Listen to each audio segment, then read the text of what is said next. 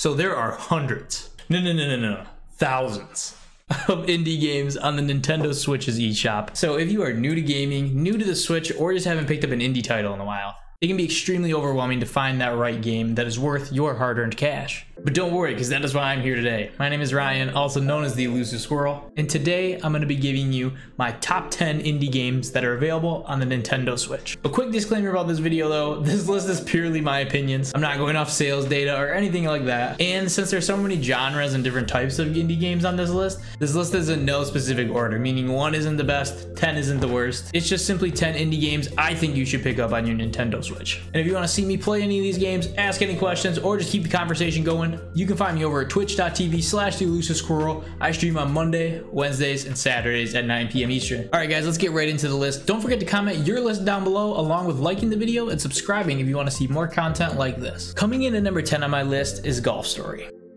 Golf Story is an adventure RPG game that, as you can tell, has a ton of retro vibes to it. Now, Golf Story isn't a typical golf game. What really had me adoring this game is the funny, charming, and dramatic story. I mean, seriously, some of these characters are just downright hilarious in this game. You play as a young, hopeful golfer that would do anything, and yes, I mean anything, to become a pro golfer. I mean, you do all kinds of wacky chores and mini games just to get a chance to play at some of these courses, man. But on top of a wonderful story, the gameplay actually feels really good and responsive. I mean, even if you're not a fan of golf, you'll probably have a ton of fun playing this. There's nothing more satisfying than hitting a perfect drive, having a solid chip out of the bunker, and hitting a solid putt for a birdie or par. The last thing I love about this game is its couch co-op. There's a quick play option on the main menu where you and a friend can tee off against one another, and there's all kinds of various factors you can change about the course itself. For the low price of $14.99, I think Golf Story is a must-buy. Like I said, even if you're not a golf fan, the story and the gameplay is just so much fun on this one. Alright guys, coming in at number 9 is Slay the Spire. So Slay the Spire is a super unique blend between a traditional turn-based card game and a roguelike. And I've never really played card games before at all, and I'm still pretty new to roguelikes, so don't let either of those turn you away from this game because it's incredible. So the goal in Slay the Spire is to make it through one of these randomly generated paths and get to the epic boss battle at the end. Now, as you can see on the screen, these paths are filled with random enemy encounters that usually result in either a curse or some kind of relic gain, or campfires where you can either rest to heal HP or smith to upgrade one of the cards in your deck. And lastly, merchants, where you can buy new potions, cards, and relics to help you out. Now, there are 3 different floors, so don't worry if you're like me and you cleared the first floor and you're like, I did it, I won. You didn't win. There's still 2 more floors. Now, again, these paths are randomly generated. Every time you die, they reset, so it's not like you can just go through it multiple times and kind of get the hang of it. Every time the game resets, it's truly a new, unique, fresh experience. And honestly, that's what I love about this game. I think that's the best part about it, because when I died over and over again, especially when I was getting through that first half an hour to an hour learning curve, I wasn't finding myself discouraged at all, and it didn't really feel that repetitive. I was truly hooked even when I fully didn't know how to play this game. And I love the fact that there's a handful of different characters you can run through these dungeons with. Each one has different starting HP and different relics. The guy I'm playing with here, Ironclad, his starting relic is after each battle he heals 6 HP. And trust me, this game is absolutely brutal, so I really like that relic. And this game really is a deep experience. I'm kind of quickly summing it up, but for $24.99 on the eShop, Slay the Spire has a huge bang for your buck, and I cannot suggest this game enough. Okay, coming in at number 8 is a game that actually just released this last month, and that is Nexum On Extinction. So Nexum On Extinction is a game I've been streaming a ton of and covering everywhere. I even made a video here on YouTube, a little trailer for the game explaining what it is. I'll put that in the card somewhere up here. Definitely go check that out. But I will explain to you what the game is again and why it's on my top 10 list. So Nexum On Extinction is the newest entry in the monster collecting RPG genre, but this is truly a standout monster collecting game because it brings back a certain level of difficulty that we haven't seen in this genre in ages. I mean, I'm not kidding. This game does not hold your hand. You don't have people throwing you a free item here or healing your own team because somebody got hurt here. No, you're in for a long haul and you're in for a little bit of a grind. The game had some balancing issues at first, but after the first couple patches, I think the balancing is at a perfect level right now. They even introduced a new system on how to catch these monsters. You can feed them to up your chance of actually catching them. Once the Nexumon's in the trap itself, you actually have to cruise through a quick button combo sequence, and if you nail the button combo, it gives you a much better chance of actually catching the Nexumon. This made catching Nexumon feel much more of like an accomplishment to me. I wasn't just watching the trap move around and hoping that it just stay in. I was quickly pressing the buttons, and when you go from an Xbox controller to a Switch controller,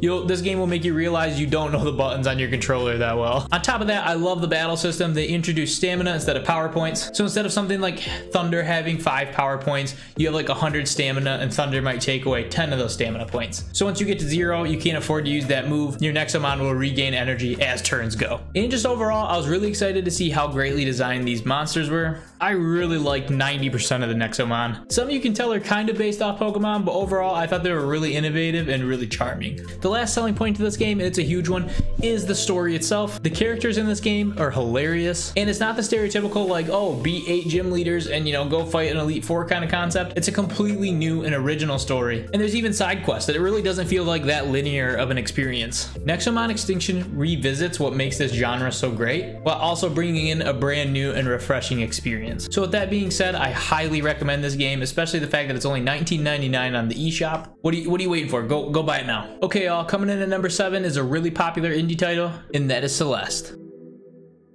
So Celeste is an indie platformer that came out a little over 2 years ago. And let me tell you guys, Celeste is a masterpiece. And I think a big part of that has to do with the emotional and relatable story. So the story in this game is about Madeline's journey to the top of this huge mountain. But what makes this journey to the top of the mountain so special is how emotional it is. Throughout the climb, Madeline's tackling anxiety, depression, and just self-confidence issues. And they really portray that in a way that's super relatable and sensitive. Typically, you just don't see platformers with this strong of a story. So I think it just really stands out to me. And Madeline's not the only lovable and relatable character in this game. The people she meets along the journey are just as awesome and are a huge part in the story. But story alone does not make a masterpiece of a game. The platforming in this game is phenomenal. I seriously think of like old school Mario games because there's just 3 simple controls. You can jump, dash, and climb on walls for a limited amount of time. But you seriously have to hit these jumps and dashes so precisely. I mean, seriously, I know the art style's really cute and the story's really emotional, but this game is absolutely brutal. Trust me, you're gonna die a lot on your way up that mountain. But this reminds me of a couple other games on the list that it's extremely difficult, but it's not discouraging. When you finally pull off that perfect dash to grab onto a wall and then leap onto the final platform, it is so rewarding. Because the 16 times you died trying to do that was just a learning experience. You really do get better and better at this game as time goes. I think people who are experienced in the platform genre will absolutely love this, but I think it's a perfect place for newcomers to start. Because again, it's not just the gameplay, the story will definitely hook you in.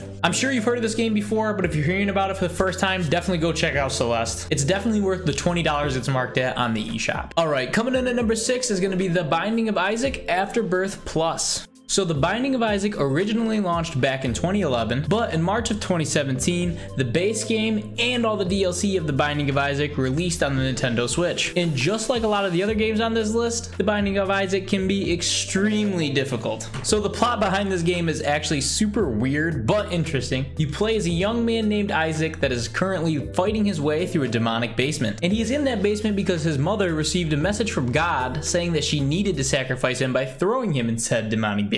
And if that doesn't have you interested already, I don't know what will. And this game is a roguelike, so you're fighting through this basement full of randomly generated levels, meaning you could spawn in, go over one room to your left and be at the first floor's boss level, or you could be stuck going through 6, 7, 8 rooms before you reach the actual boss. Now, as you're exploring this basement, you'll obviously run into a handful of enemies which you can keep track of on a log in the main menu. And you'll also run into a handful of unique items that will help you out along the way. This game's controls and concept is super simple. It's just very, very difficult. I mean, these boss fights are brutal. You really don't get that many health drops. And the weirdness of the enemies and bosses in this game will just keep you distracted and almost laughing the whole time. I mean, seriously, you're combating these demons with your tears. You're just launching tears at them to eliminate them. It has so many weird and unique concepts in this game. But in this case, I really think it makes it stand out from other roguelikes. I mean, what other games do you have to dodge massive piles of poo while fighting a boss? And again, like I said about every other difficult game on this list, even though you die a lot, it's not discouraging. I mean, trust me, you might rage a little bit. But every time I died, even after raging, I found myself wanting to jump right back into the basement and try to reach that level 5 boss. There's also a variety of things they have in there that will keep you motivated, such as daily runs, and they actually have a leaderboard where you can keep track of all your stats compared to your friends. And with the DLC, there are several different characters to unlock. I recently streamed this game, and those who haven't heard of this game were 1, laughing at the crazy character designs, but 2, instantly hooked by just how weird the game was. I'm telling you, this game is a truly one-of-a-kind experience. And since it is the base game and all the DLC, it does come at a little bit of a heftier price than the other games on this list. You can find The Binding of Isaac Afterbirth Plus for $39.99 on the eShop, but trust me, it's worth every penny of it. I think you'll definitely get your money's worth with this game. Coming in at number 5 is Hollow Knight.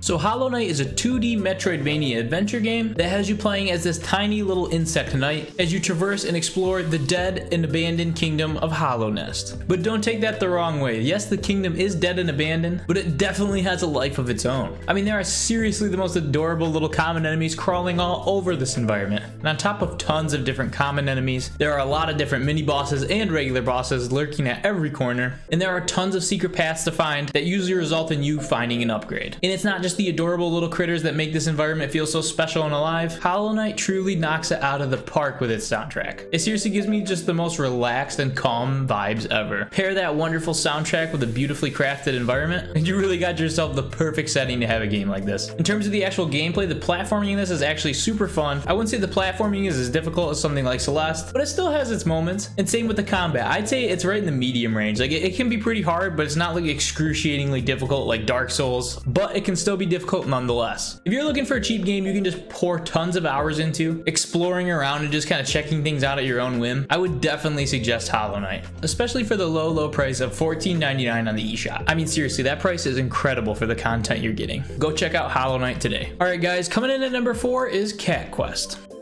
So this is another one of those games, if you've been anywhere near my stream lately, you know I've been absolutely hooked to. Cat Quest is an action RPG game about cats on the quest to slay these 3 evil dragons. And again, if that doesn't sell ya, I don't know what will. But for real, this is a full-fledged RPG. It has a great leveling system. It's full of amazing dungeons to crawl through. There's tons of loot to collect. And this is another one of those games that has the perfect level of difficulty with its combat. Seriously, rolling in to get a hit or two and then rolling back out before an enemy casts a spell can be extremely difficult but satisfying. And obviously it depends on the level of the enemy. If you're like level 20 and you go to the level 40 zone, you're gonna get destroyed. I don't care how good you are at dodging, it's gonna destroy you. And I can't even explain how much fun I've been having with the game. The main quest storyline is just incredible. And it's an incredible main quest in a different way than a game like Celeste. It's not some deep emotional story, but these characters are just straight up punny. There's seriously so many cat one-liners in here. It's one of those games that the main quest is a lot of fun and makes you laugh. It's just not that serious of a story. But in this case, that's just perfect because the gameplay speaks for itself. The gameplay is what actually gets you hooked. And on top of a great main quest storyline, there are tons of side quests to do in this game. I mean, seriously, just look at this map. It is absolutely massive. You can just walk around and read the different lore stones. Yes, there's lore stones. There's that much of a story to this game. Or just fight random enemies and go in random dungeons. There's also a Cat Quest 2 on the Nintendo eShop. And if you are looking for a couch co-op game, I would 100% suggest this one. Because it seriously takes all the elements I just explained, but makes it 2-player. I know some people think Cats and Dragons comes off as kind of goofy at first, but the gameplay is solid and the dungeons are so much fun to crawl through. Guys, I cannot suggest Cat Quest 1 or 2 enough for you. Next up, coming in at number 3 is Stardew Valley.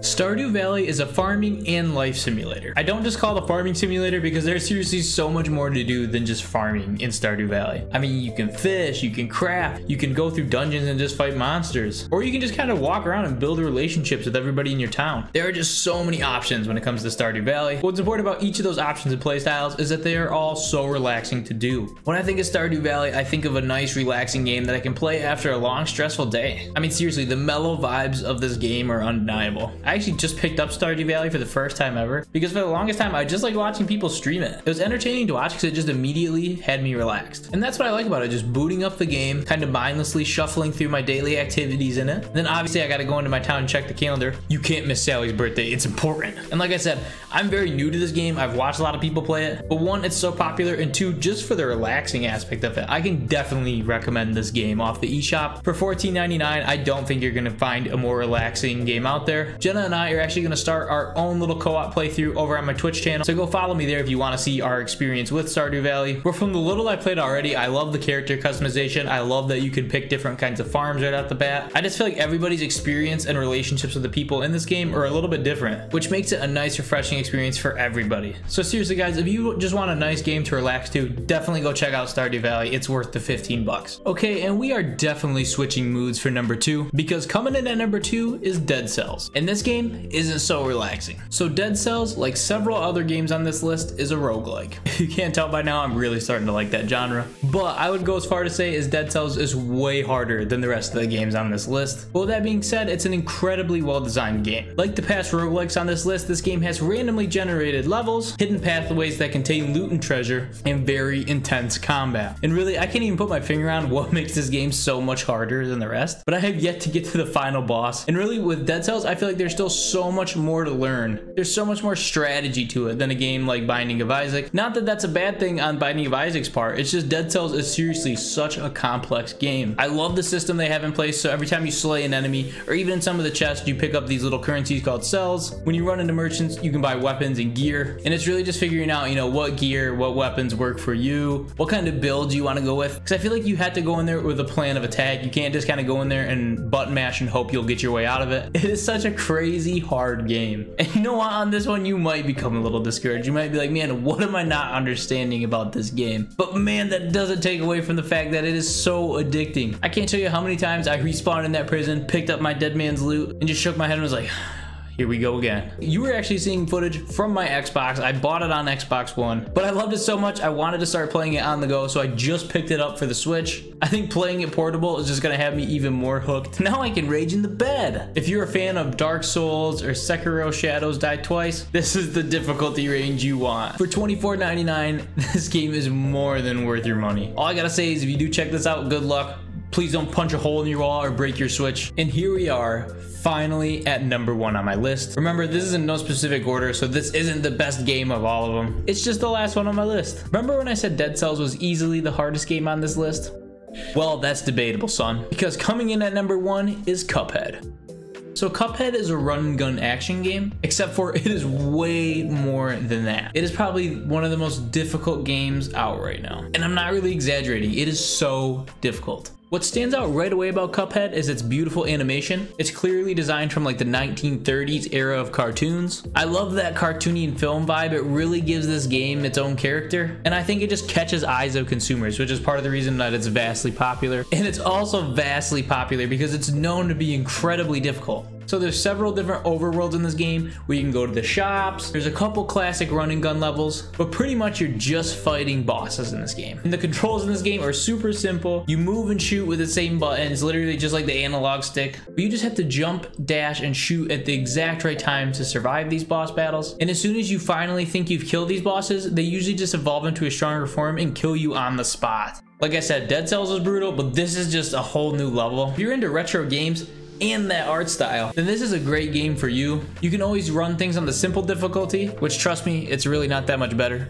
Okay, it's a little bit easier, but it's still pretty difficult when on simple mode. But there is good news, it is couch co-op. You can play this with a friend, but I suggest getting a friend that's actually really good at video games to play with you, or else your back is gonna be sore from carrying them through those boss battles, baby. And I know most of you probably heard of Cuphead. This game has exploded. It started off as an Xbox exclusive, and then it went to PC, and now it's here on Switch, and now this last summer it's coming to PlayStation 4. So seriously, this game has just exploded. And guys, one of the craziest things about this game is it's $19.99. For the quality of this game, it is worth way more than 20 bucks. So definitely go check out Cuphead if you're into really hard games. Again, warning, if you're into really hard games. Okay guys, so those are my top 10 indie games available on the Nintendo Switch for like the 19th time, no specific order. They're just games that you should buy today. They're all just suggestions. This is all subjective, but I want to know what your guys' top 10 list is. It doesn't even have to be on the Nintendo Switch. Just give me some really awesome indie games. Drop them in the comment section below. And if you guys like this video, don't forget to subscribe for more content and like the video if you could. It really helps me out the YouTube algorithm. And if you made it this far, you're a real one, and I cannot thank you enough. So that is all for this video, guys. I am signing off. I hope to see you guys on the next video. And again, if you want to play video games with me or just chat it up with me, you can go follow me at twitch.tv/theelusivesquirrel.